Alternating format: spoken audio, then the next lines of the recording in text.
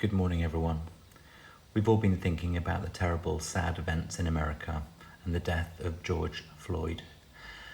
This has resonated across the world, resulting in some peaceful and not so peaceful protests locally and in other places in the world. Last week, instead of a minute's silence, there was an 8 minutes 40-second silence, because that's how long a police officer kept his knee on George Floyd's neck. George Floyd struggled, pleading for his life. "I can't breathe," until he drew his final breaths, calling for his mother. His funeral takes place in his hometown today in Houston. An important statement here. No one is born racist. I love this story. Two children in America who, best of friends, who decided that they would get the same haircut, and they said, "Our teacher will never tell us apart now."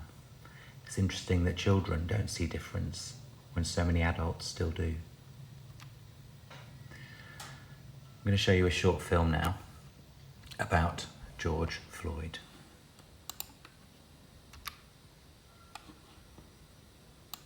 My God. It's another sad day in America. Painful to be introduced to George Floyd during his last breath with a cop's knee on his neck. On his neck. He deserves so much more. So much How more. many black lives have to be taken before something is done? We are not a I threat. am shaking as I type. This has got to We stop. are sick of it. With conviction. I just want us all to live. Death will not stop until the powers that be are finally held accountable. Don't look away from the truth until every one of us are free from white supremacy. du policier. The world stands in Aucune pitié, aucune compassion dans son regard et dans son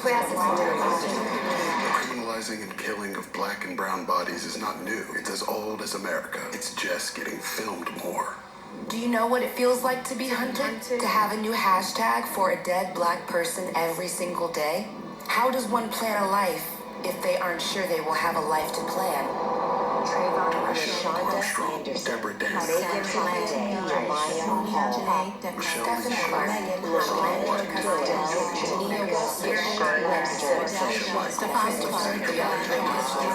Clark, George Floyd. His name was George Floyd. Say his name. Say his name. George Floyd, say his name. Say their names. Once again, and always, we fight for justice. Black Lives Matter. Black Lives Matter. Rest in power, beautiful. You didn't deserve this. My God. And that is the name of the movement that has come about through this event.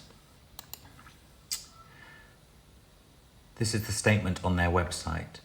George Floyd couldn't breathe. We can't either. We live in fear. Fear of walking outside, wearing a hoodie, going for a jog, sleeping in our own home, existing. Every day a new hashtag, every hour a new injustice, every second more pain. We don't deserve to live like this, and we continue to fight until white supremacy no longer permeates every corner of this country, until we can live full lives freely. And that's the black community talking about their own lives, specifically in America. But we know that this resonates very closely in Camden too. Every single black life matters, from the neighborhoods of Sanford to the streets of Minneapolis and everywhere in between.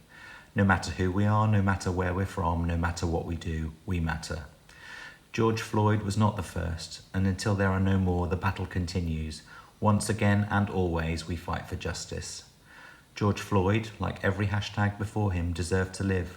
We must say his name and say their names until we can breathe, until we can live. Our lives have value, and the fight continues. Every single human knows. Black lives matters. So this, I feel, is having a big impact now. People are listening to what is going on. The issues which affect black people affect everyone. Injustice is universal. Until black people are free, No one is fully free. because the issues that affect black people the most affect everyone. Everyone. Can you imagine an America with no police brutality, without mass shootings and gun violence, mass incarceration, Children in cages, racist immigration policies, voter suppression, environmental degradation, injustice. It's time to vote for an America where our lives are valued and protected, where police are held accountable, where we have access to quality health care, where we can thrive in school, where our water is safe to drink. It's time to vote for an America without low wages and low opportunity. Vote for an America without the oppression of white supremacy. Can you imagine an America where oppression and fear are dissolved? Where we are whole and healed. We are the most powerful voters in this country, so we will not be distracted by the noise they make. We are going to choose who leads us, those who truly represent us, and vote out those who don't. Vote you out. We are going to show up and fight for what we need and vote for what really matters. We are what matters 2020. Text what matters to 24365. So for the next couple of weeks, your teachers are going to be doing some learning with you all about the Black Lives Matter movement, and that's been led by our phase and curriculum leadership team, so you'll see that happening over the next, certainly starting this week. You'll know that peaceful protests around the world took place, even in London this week, and even Madonna turned up. How about that? And I want to leave you with this. We said Black Lives Matter, never said only Black Lives Matter. We know all lives matter. We just need your help with hashtag Black Lives Matter, for Black lives are in danger. We're so lucky, everyone, that we have the Primrose Hill community, because we all matter here, no matter what our skin colour, our race, sexuality, special need. It's really important that as a community we all stick together. Happy Monday, everyone.